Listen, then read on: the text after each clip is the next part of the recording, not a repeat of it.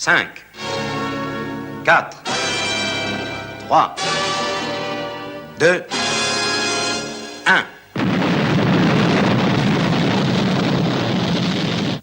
Ils sont partis.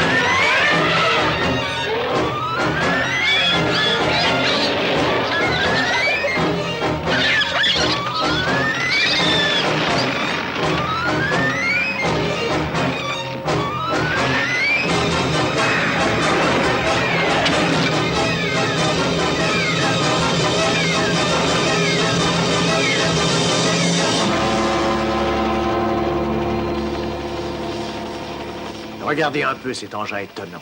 On dirait un monstre échappé d'une très lointaine planète. Oui, et rien ne saurait lui résister.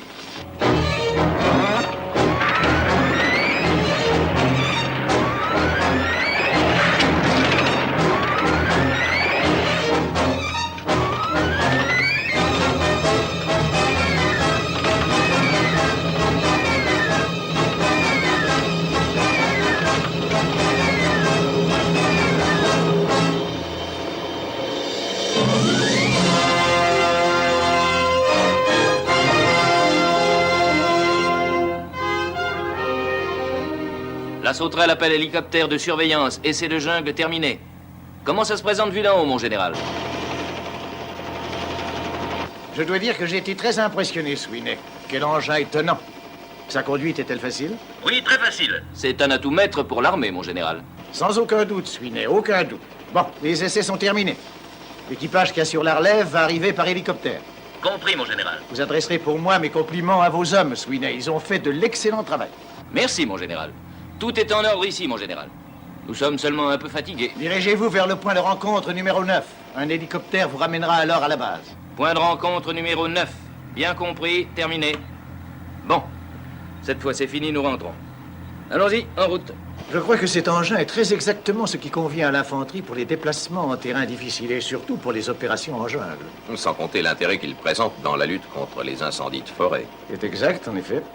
Avez-vous des nouvelles de la relève, Ralph? Oui, mon général. Leur appareil se dirige vers le point numéro 9. Bon. Eh bien, capitaine, quand vous voudrez. Allons-y.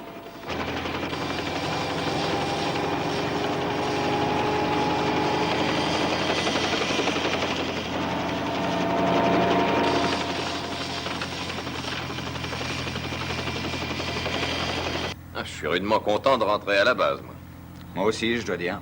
3 semaines enfermé dans cette boîte de conserve n'est pas une situation paradisiaque. Oh, ne nous plaignons pas, nous n'avons pas trop souffert.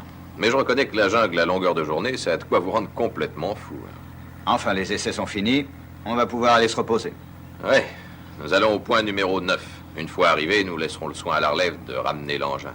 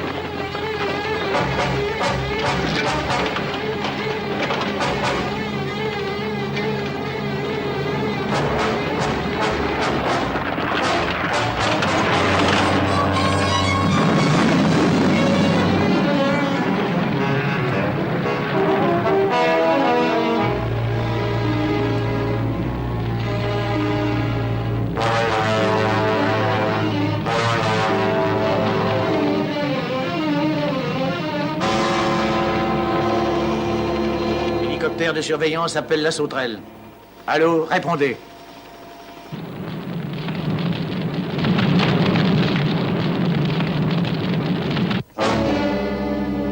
C'est inquiétant. Regardez là-bas. On dirait qu'il est arrivé quelque chose. Quoi? Droit sur la fumée, capitaine. Faites vite.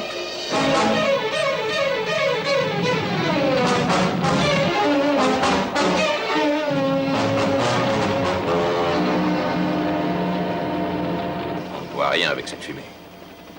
Mais on dirait un cratère. Allô, hélicoptère de surveillance à la sauterelle. M'entendez-vous? Allô, la sauterelle, m'entendez-vous? Allô, ici l'hélicoptère de surveillance. M'entendez-vous? Répondez. Allô, allô? C'est le silence le plus total. Ils doivent être inconscients. Espérons que ce ne sera pas trop grave. L'équipage de relève appelle l'hélicoptère. Oui, je vous reçois. Parlez. Nous sommes au point numéro 9. L'appareil n'est pas encore là, mon général. Il y a un accident. Prenez les dispositions numéro 27 sans délai. Nous aurons besoin de vous. Venez dès que vous pourrez. C'est tout. Que va-t-on faire, mon général? Ah, je n'en sais trop rien. Je vais essayer de les appeler encore, nous verrons. Allô, l'hélicoptère de surveillance. J'appelle l'équipage de la sauterelle. M'entendez-vous? Allô, répondez. Frank? Johnny? Qu'est-ce qui s'est passé? Allô, allô, m'entendez-vous? Allô, répondez. Allô, ici la sauterelle. Je vous reçois très bien, mon général, oui? Sweeney, vous nous avez fait peur. Ça va bien, mon général. À part quelques contusions, tout le monde a l'air d'être en excellent état. Ah, vous me rassurez. Bon, comment ça se présente en bas, Sweeney? L'engin s'est renversé sur le côté, mon général. Nous ne pouvons plus le déplacer. Quelle est la profondeur? Oh, il y a bien 4 fois la hauteur de l'appareil. 4 fois la hauteur de l'appareil? Bon sang, ça n'arrange rien. Le poids total de l'engin est de 500 tonnes environ. Il nous faudrait une grue très puissante. Mais nous sommes au milieu du désert, vous le savez bien. Il nous faudrait des semaines pour amener un tel matériel. Je m'excuse, mon général, mais nous devons sortir de là, à cause de la chaleur. Si nous restons, nous allons bientôt nous retrouver en bas. Bon, très bien, capitaine.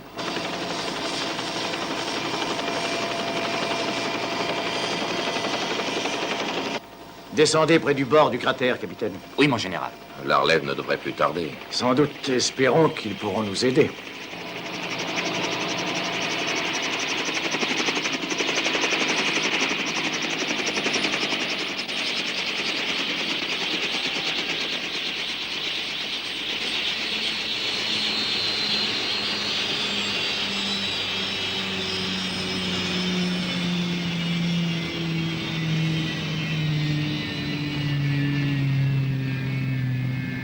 J'appelle l'hélicoptère de surveillance. Quels sont les ordres? Arrêtez vos moteurs et sortez de l'appareil. Je vous rejoins dans quelques instants. Faites stopper, Ralph, et allons-y. Arrêtez vos moteurs, capitaine. Compris. Ce que j'aimerais savoir, c'est comment on a pu faire pour tomber dans ce cratère. Oh, le sol a sûrement dû s'effondrer sous le poids de notre appareil. Sans doute, mais comment allons-nous en sortir? Il y a une partie de l'engin qui continue à brûler. Heureusement que dans le choc, L'installation d'air conditionné n'a pas été endommagée.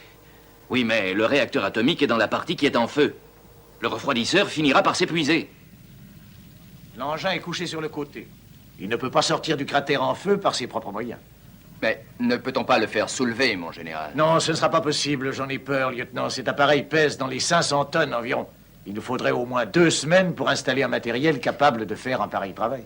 Et si on utilisait votre hélicoptère et le mien aussi? Il s'agit d'un engin énorme de 500 tonnes, pas d'une voiture de tourisme. La première chose à faire, mon général, c'est de descendre dans le cratère pour se rendre compte de la situation. Mais c'est insensé, ce serait un suicide, voyons. La chaleur au fond doit être infernale. Un des hélicoptères peut très bien me descendre dans le cratère, juste le temps de me rendre compte de la position de l'appareil. Ah, c'est extrêmement risqué, je crois, lieutenant. Vous allez mettre votre vie en péril. Vous allez être grillé vivant. Mais si nous ne tentons rien, mon général, les 3 hommes qui sont en bas seront forcément grillés eux aussi. Et là, je le sais. Bon, alors c'est entendu, lieutenant. Prenez toutes les dispositions qui vous sont utiles. Merci. La température du réacteur atomique est normale, mon colonel. Bien, Franck. Espérons seulement que ça continuera. Allô, ici l'hélicoptère. Le lieutenant Metz vous parle. Je vais tenter de descendre dans le cratère où vous êtes. Quelle est la température à l'extérieur de votre engin? Le thermomètre indique qu'à l'extérieur, il y a 150 degrés. Ne descendez pas, vous allez vous faire rôtir. Si seulement on avait des vêtements de protection. Son masque à oxygène va l'aider un peu à respirer. Mais ça ne va pas le protéger de l'ardeur du feu. Je suis en contact radio avec le lieutenant Metz. Passez la ligne sur le haut-parleur, capitaine. Il faudra que nous soyons prêts à entendre ce qu'il nous dira. Il n'aura pas le temps de répéter plusieurs fois. Et il faudra sans doute le remonter très rapidement. Allons-y. Quand tu voudras, Charlie. Compris. Je suis tes ordres à la lettre. D'accord. Quand je crierai, tu me remontes à toute vitesse.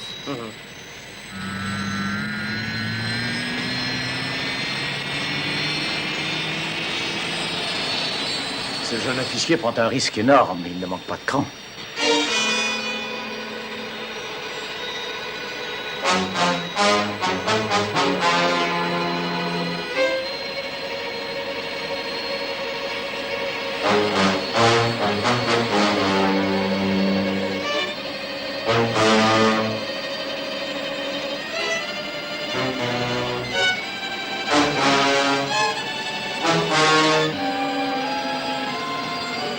Attention, Charlie, tu peux commencer.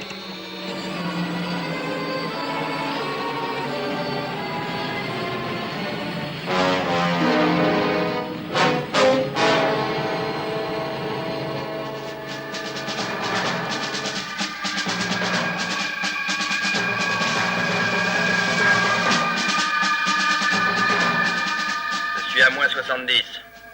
Je ne vois pas trace de l'engin. Il fait une chaleur. Les pauvres gars doivent avoir chaud en bas.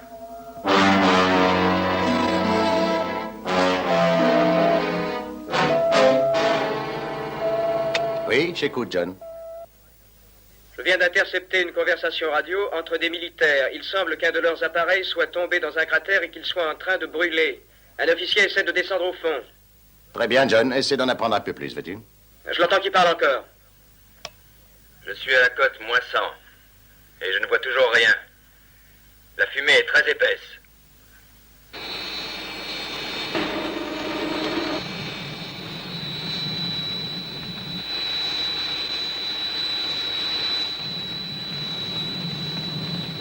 La température augmente toujours. Encore un peu, Charlie.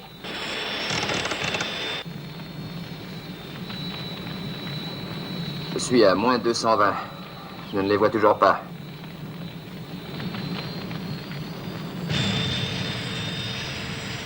C'est de la folie de descendre encore plus bas.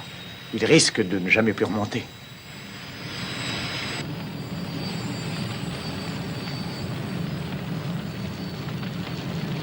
Moins 270. Ah, quelle chaleur.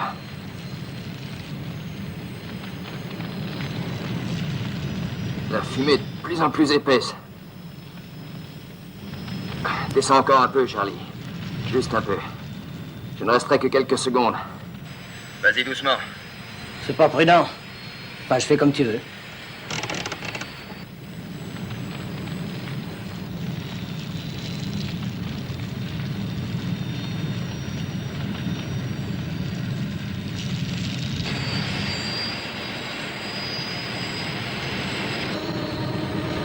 Ça y est, je le vois, Charlie.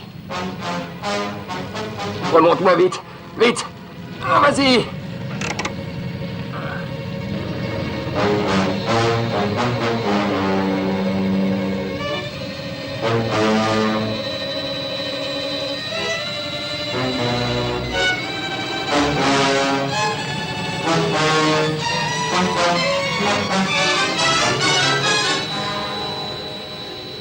Le voilà, il remonte. Vite, une civière, vite, sergent. Nous allons garder cette fréquence en priorité au cas où on ferait appel à nous. La situation de ces hommes semble désespérée. Et si je partais tout de suite, papa? Je pourrais bien les aider, ça n'est pas très loin. Non, non, Scott. Nous ne devons en aucun cas nous imposer sans avoir été demandés. Pour autant que je sache, l'armée était en train de procéder à des manœuvres ultra secrètes. Allô, John? Oui, j'écoute. Je voudrais que tu restes à l'écoute sans interruption. Scott va se tenir prêt à partir à la moindre alerte. Très bien, c'est compris. En route, Scott. Prépare le numéro 1 et tiens-toi prêt à décoller. J'y vais. Si les militaires font appel à nous, nous serons prêts et comme ça, nous perdrons un minimum de temps.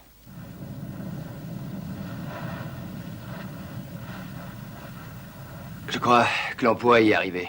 Restez calme, mon garçon, restez calme. Nous allons voir ce qu'il faut faire. Ça doit sûrement marcher. Il faut descendre un câble et le fixer sur l'engin et... Mettez-le à l'abri, Ralph. Le soleil lui fait mal. Bien sûr. Occupez-vous de lui, capitaine. Je vais descendre accrocher ce câble à l'appareil. Alors, je vous demande pardon, mais ce n'est pas dans vos attributions. Ça n'est pas l'heure d'en discuter. Je ne discute pas, mais vous êtes un technicien. Pour faire ce travail, il faut un homme bien entraîné. Oui, je crois qu'il a raison, Ralph. Vous serez sûrement plus utile à la liaison radio. Il faudra que vous dirigiez les opérations de sauvetage. Si toutefois on arrive jusque-là. Le refroidisseur se fatigue. Il ne tiendra pas longtemps. Je le sais, Franck, je le sais. Si jamais il s'arrête, ce ne sera plus la peine de venir nous chercher. On sortira de notre trou à toute vitesse et sans aucun effort. Oui. Allô, ici le sergent Reynolds. Je vais descendre et tenter de passer un câble à l'un des pieds de l'appareil. Je vous avertis que la température extérieure est de 180 degrés. Oui, je sais. Il faudra que j'aille vite. Mais il faut tenter notre chance. Bien. Si on se remet sur nos pattes, on pourra peut-être se sortir de là.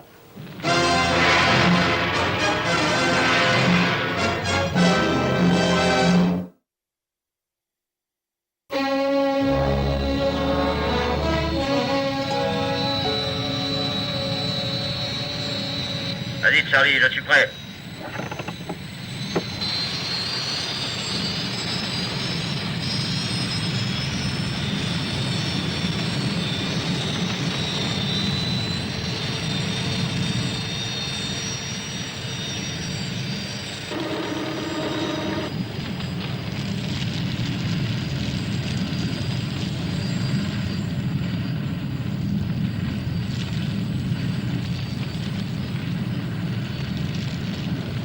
Je suis à moins 150. Plus vite, Charlie. Moins je resterai dedans, mieux ça vaudra.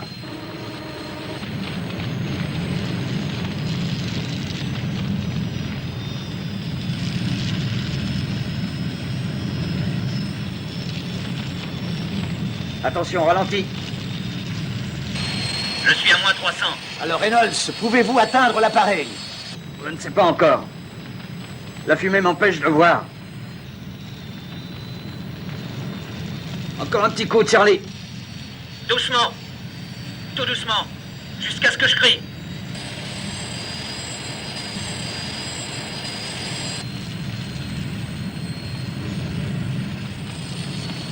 Je suis tout prêt.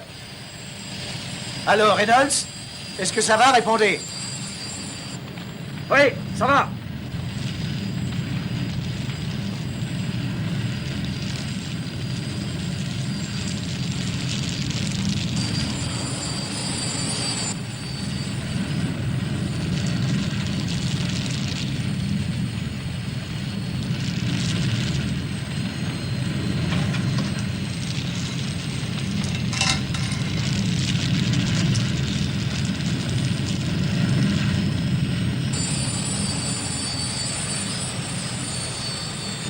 Ça y est. Monte, Charlie. Vas-y. Monte. Ah! Vite, faites-le remonter. Ah!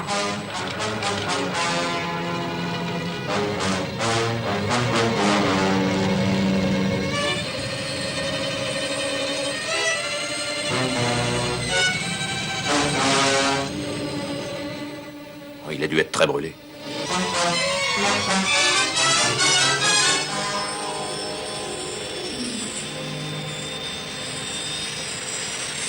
Bon, maintenant, déposez le nouveau câble aussi près de nous que vous pourrez et conduisez les 2 blessés à l'hôpital de la base, compris?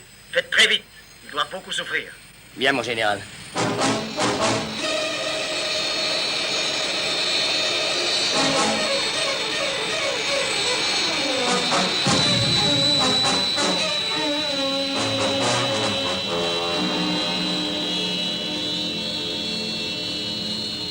Fixez le câble à notre hélicoptère, Alf. Bien, mon général.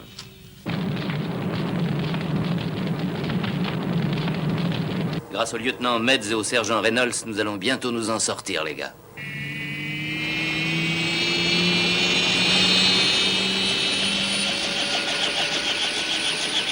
Je prends la direction de l'hôpital de la base, mon général. Bien reçu. Faites le plus vite possible. Les 2 blessés ont besoin de soins. Allons-y, capitaine. Commençons. Il faut que nous arrivions à remettre cet engin sur ses 4 pattes.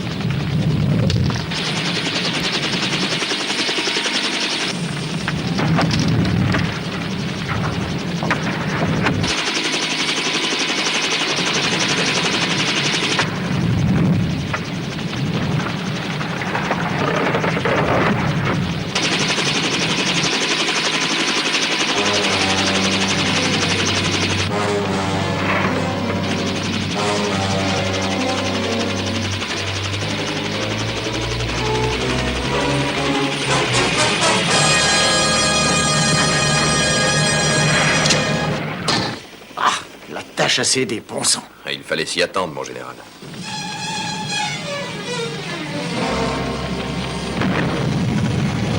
Alors, ici l'hélicoptère de surveillance. M'entendez-vous? Quelle est votre situation actuelle? Rien de changé, mon général. Nous sommes sur le dos.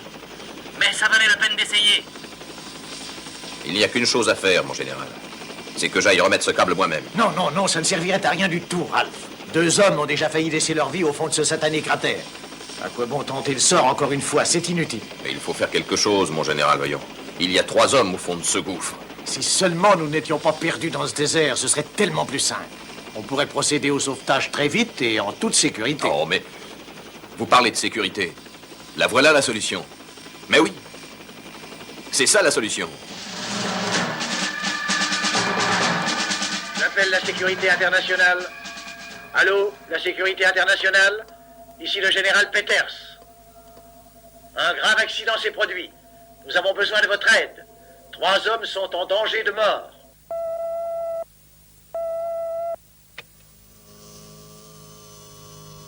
Oui, je t'écoute, John. J'ai reçu un message radio du général Peters. Il a besoin de notre aide. Très bien, John. Dis-lui que nous partons tout de suite. Compris. Scott, nous avons reçu un appel d'urgence. Tu pars immédiatement. Très bien, compris.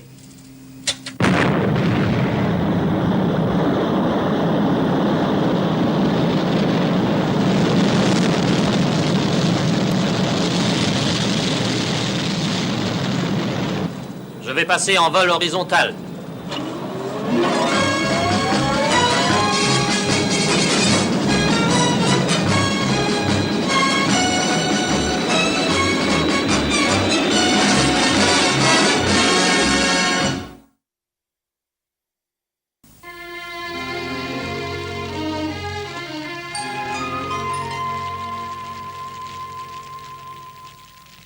Toujours aucune nouvelle de la sécurité internationale. Je me demande ce qu'ils font.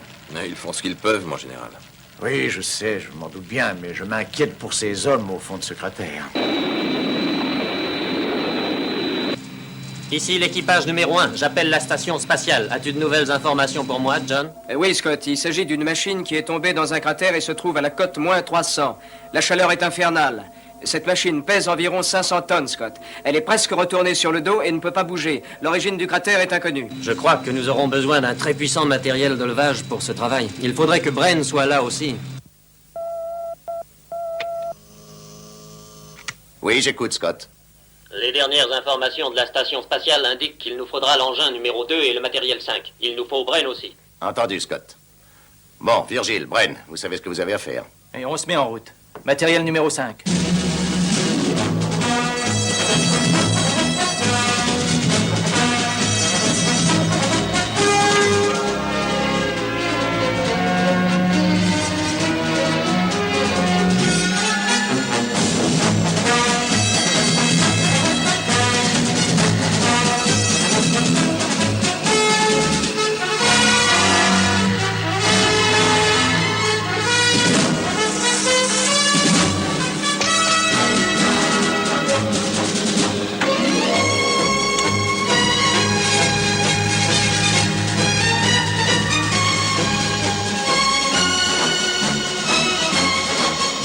Matériel numéro 5.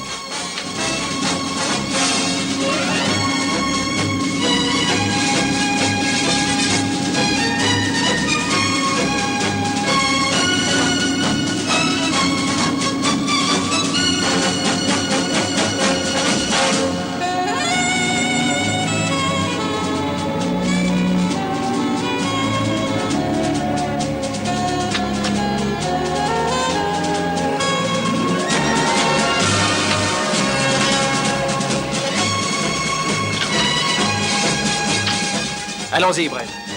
On va décoller.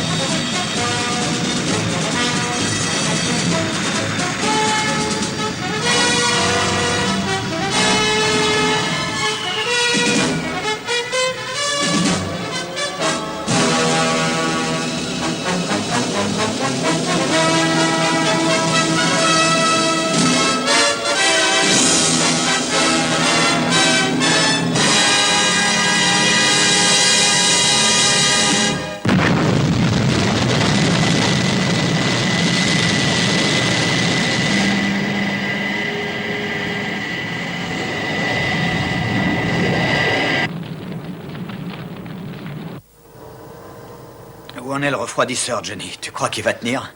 Ouais, je l'ai contrôlé il y a 1 minute. D'après ce que j'ai calculé, il va tenir encore pendant 2 heures. Pourra-t-il même résister 2 heures à la chaleur de l'extérieur?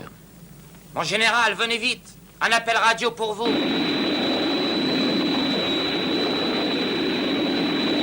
Ici équipage numéro 1, général Peters. J'ai localisé votre position au radar. Je serai là dans 4 minutes. Heureux de vous l'entendre dire, mon garçon. Les pauvres gars en bas doivent souffrir. La chaleur dans le cratère est absolument infernale. Je ne sais pas comment vous allez faire. Mais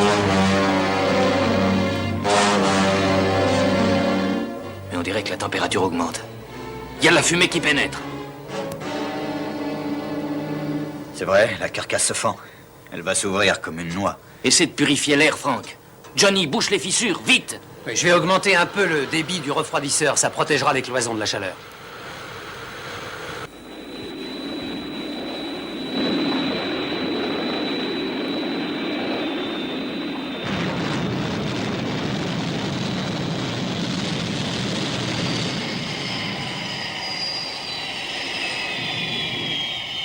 Équipage numéro 1 appelle le général Peters. Avez-vous des nouvelles des hommes en danger?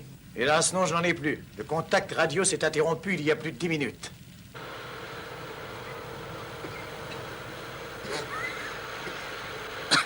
On ne peut pas purifier l'air un peu plus que cela, Frank? Non, non. L'appareil est à sa puissance maximum. Et le refroidisseur ne peut pas monter plus haut, lui non plus. Espérons qu'il tiendra encore. Qu'essaies-tu de faire là, Johnny? J'essaie de colmater cette fissure. Mais je crois qu'elle s'élargit de plus en plus. Oh, continue quand même. Chaque seconde a son importance. Où en est-on, mon général? Combien de temps peuvent-ils tenir? Ils ont un refroidisseur et un appareil à air conditionné, mais si on les fait marcher ensemble à plein régime, ils ne tiendront pas plus de 2 heures. C'est court. Les autres membres de notre organisation vont arriver bientôt avec un matériel puissant. En attendant, je vais faire descendre une caméra mobile pour juger de la situation. Nous verrons comment ça se passe en bas. Équipage numéro 2 à équipage numéro 1. Où en es-tu, Scott? Je vais envoyer la caméra mobile dans le cratère. Il nous faut une idée exacte de la position de l'engin. Très bien. À tout à l'heure.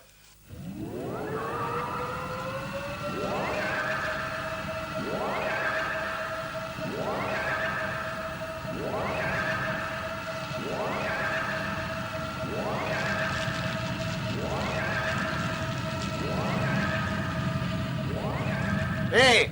Votre engin va sûrement fondre! Non, mon général. Cette caméra a été conçue pour résister aux chaleurs les plus intenses.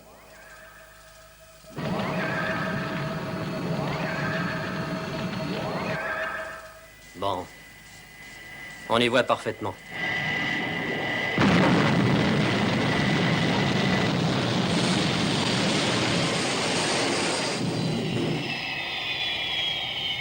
Allô, numéro 1? Je suis là, Scott. Je suis posé tout près du cratère. Quels sont les ordres? Je viens vous rejoindre. Dis à Bren d'affûter son cerveau, ça va être une partie difficile. Compris.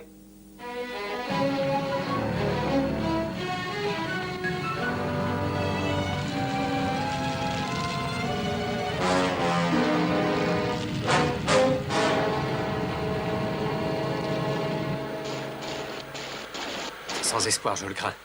Dès que l'étoupe commence à sécher un peu, elle se remet à brûler, c'est désespérant.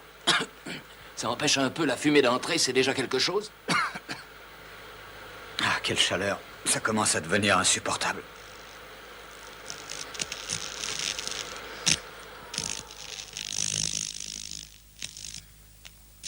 Alors qu'est-ce qu'ils peuvent attendre? C'est bien long.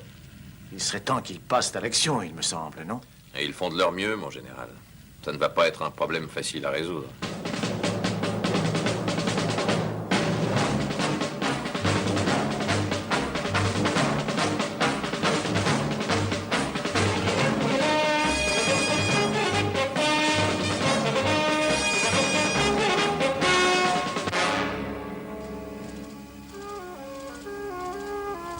Regardez, Bren. Qu'est-ce que c'est? C'est une explication sur l'origine du cratère. Mais encore? Il y a déjà un certain nombre d'années, 50 peut-être, on a dû procéder sur ce terrain à des essais d'explosifs souterrains. Et c'est sûrement un de ces essais qui a creusé ce cratère près duquel nous sommes aujourd'hui. Et l'armée continue d'y faire des manœuvres et des essais de matériel nouveau, ce qui explique ces débris que nous avons vus à l'instant. Comment n'ont-ils pas vu le cratère, alors? Ah, mais ça peut très bien s'expliquer. Je vais vous montrer le croquis que j'ai fait. Et voyez-vous, là, voici le cratère ouvert par une explosion il y a très longtemps. Et une nouvelle croûte de sable s'est formée, séchée par le soleil. Et une fois fermée, une combustion spontanée s'est produite, qui a consumé les restes de matériel restés au fond. Là, voyez-vous. C'est alors qu'au cours des essais, le poids du nouvel engin a fait s'effondrer la croûte de sable qui fermait le cratère. L'ouverture a amené plus d'oxygène et le feu a redoublé de violence. Il faut que nous détruisions une partie de cette croûte. Sinon, l'appareil ne pourra jamais remonter le long de la pente, vous comprenez ?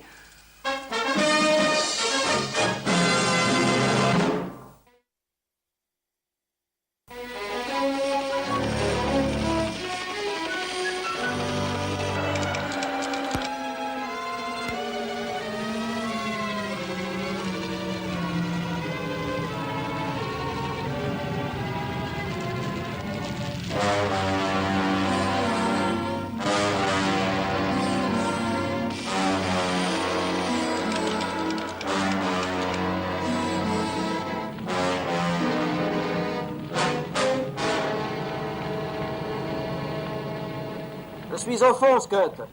Très bien. Est-ce que tu vois l'appareil? Non, la fumée est épaisse. On se croirait dans le four à tarte de grand-mère. Je vais placer les charges.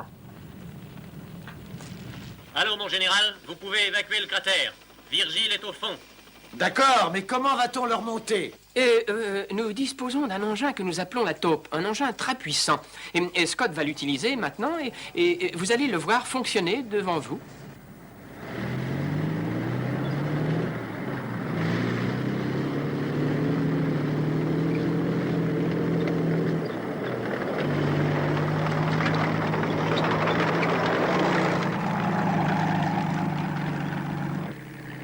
Allô, Virgile, tu m'entends?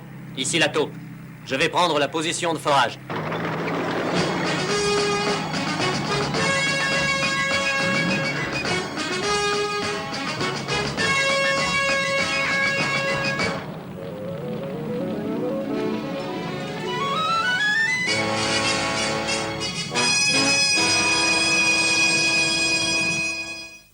Le refroidisseur va bientôt s'arrêter, mon colonel. Plus que 8 minutes. Ah, je ne peux plus. Je ne peux plus respirer. Franck, tiens bon, mon garçon. Allô, Scott, ici Virgile. Plus qu'une charge à poser. Bien. Je serai là dans 5 minutes.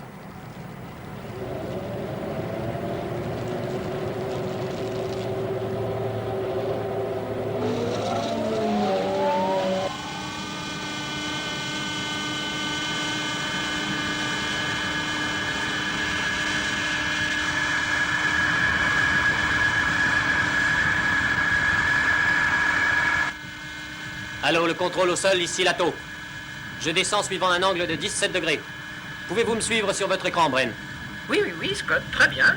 Attention, à droite. 4 degrés à droite. 4 degrés à droite. Compris. Allô, Bren? Je bute contre un obstacle important. Ce sont des roches souterraines d'origine volcanique, Scott. Vous allez les contourner, d'ailleurs. Vous prenez 2 degrés sur la gauche. Ensuite, revenez au cap normal. D'accord, Bren. Allô, la taupe, ici Virgile. Toutes les charges sont posées. Compris, Virgile. J'approche du cratère.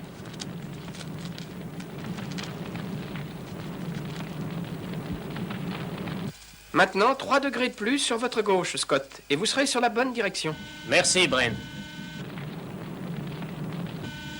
C'est plus facile maintenant. Je serai dans le cratère dans quelques secondes. Très bien, Scott. Je me tiens prêt à faire sauter les charges dès que vous voudrez m'en donner l'ordre.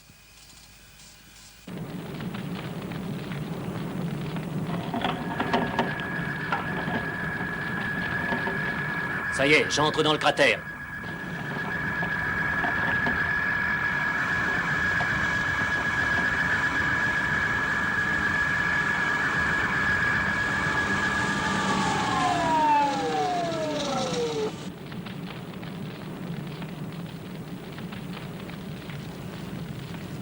Virgile, monte vite à bord. Oui, Scott, j'arrive.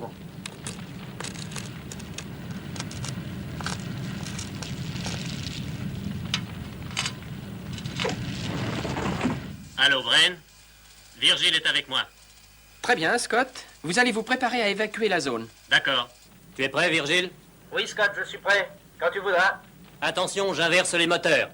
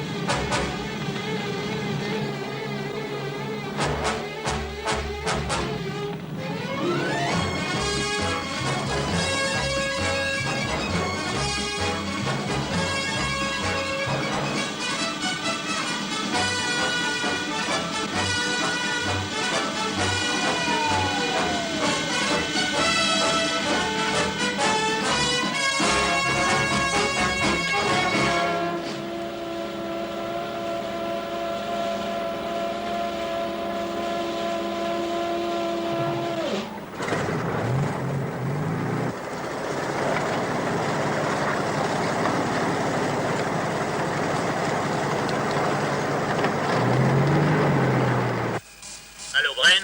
Nous sommes hors de la zone dangereuse. Allez-y. Attention à mon signal, attention à l'explosion. Feu!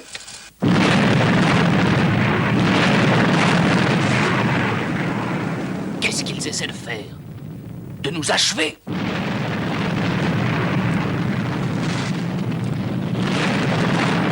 Plus que quelques minutes. Et le refroidisseur va s'arrêter. Allons, faites vite! Qu'est-ce que vous attendez? Mes 3 gars en bas n'ont plus que 2 ou 3 minutes à vivre! Mais nous faisons tout ce qu'il est possible de faire, Général. Allô, ici le laboratoire. J'appelle le tracteur de récupération. Êtes-vous prêt à vous mettre en action, Virgile? Je suis prêt. Ici tracteur de récupération 1.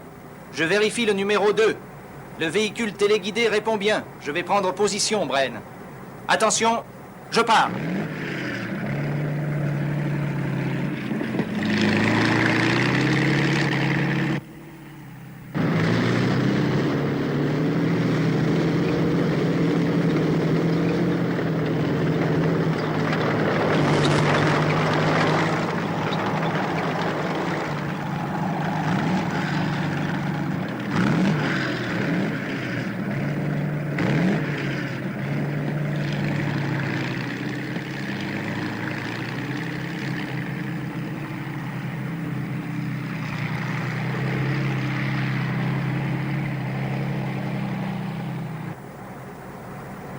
Attention, prêt pour le lancement des aimants. Pour le véhicule automatique, 7 degrés à gauche, Virgile. Pour le vôtre, 4 sur la droite.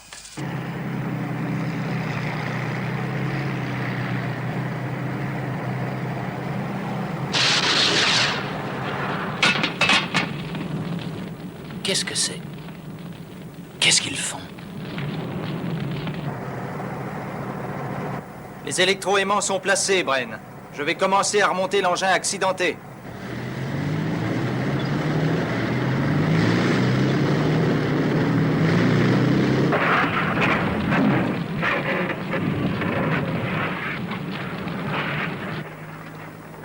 Hé! Nous bougeons! Nous bougeons!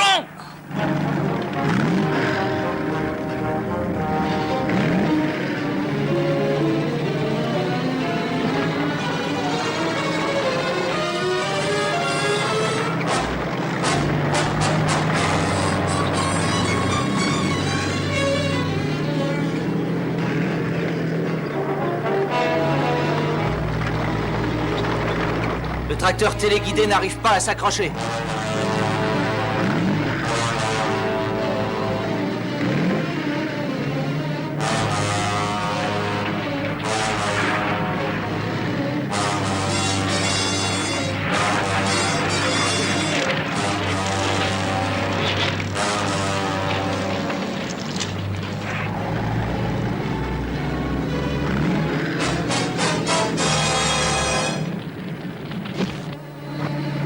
Un des aimants vient de lâcher. Il faut que j'aille le relancer à nouveau.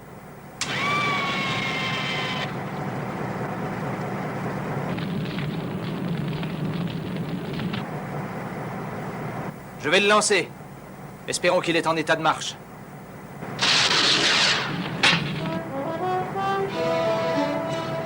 Ça va, il a l'air de tenir. Je recommence à tirer.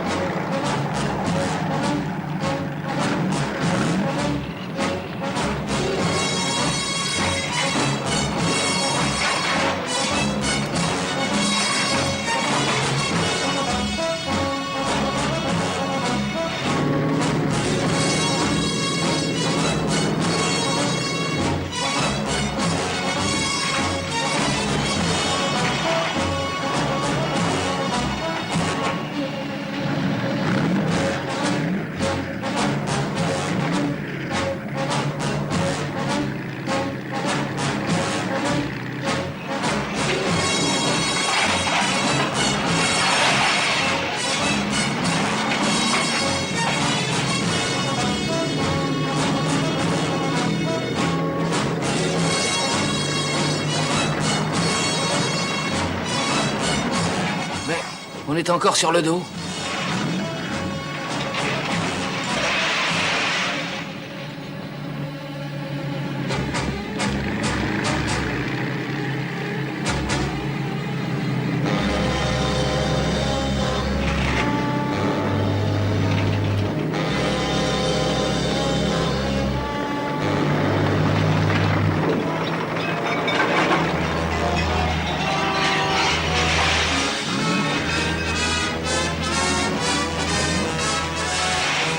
On est sauvés, les gars.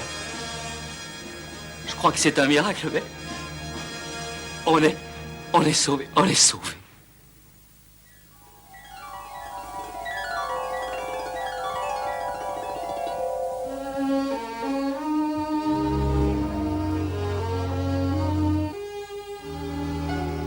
Comment ça va, colonel? Je me sens très bien, mon vieux. C'est vous, je pense, qui nous avez sortis de ce sale trou. Pas moi tout seul. Les autres sont prêts à repartir. Ah, je ne sais trop comment vous remercier. Vous nous avez sauvé la vie. Je tiens aussi à vous remercier. Je vous en prie. Heureux de vous avoir aidé. Vous n'avez plus qu'à vous laisser dorloter. J'ai l'impression que votre compagnon a l'air plus touché. Bon, il s'en tirera. Je suis sûr que si Franck était éveillé, il vous dirait merci. Pour lui, je vous le dis de tout cœur. Allô, Scott, ici le numéro 2. Nous sommes prêts à décoller. À tout à l'heure, à la base. Compris?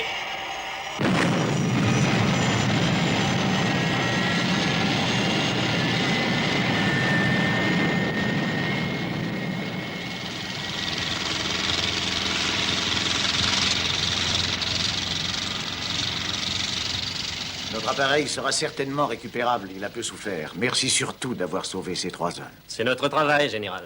Mais je vous demanderai de faire en sorte que personne ne puisse suivre nos appareils. Pour être efficace, il faut que notre organisation demeure très secrète. Vous pouvez compter sur moi. C'est le moins que je puisse faire pour vous. Merci. Merci à vous. Bon sang. Si seulement je pouvais avoir des garçons comme ça dans tous mes bataillons.